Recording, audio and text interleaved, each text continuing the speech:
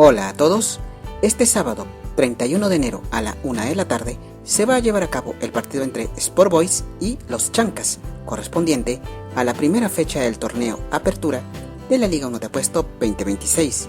El escenario será en el estadio Miguel Grau, ubicado en el Callao.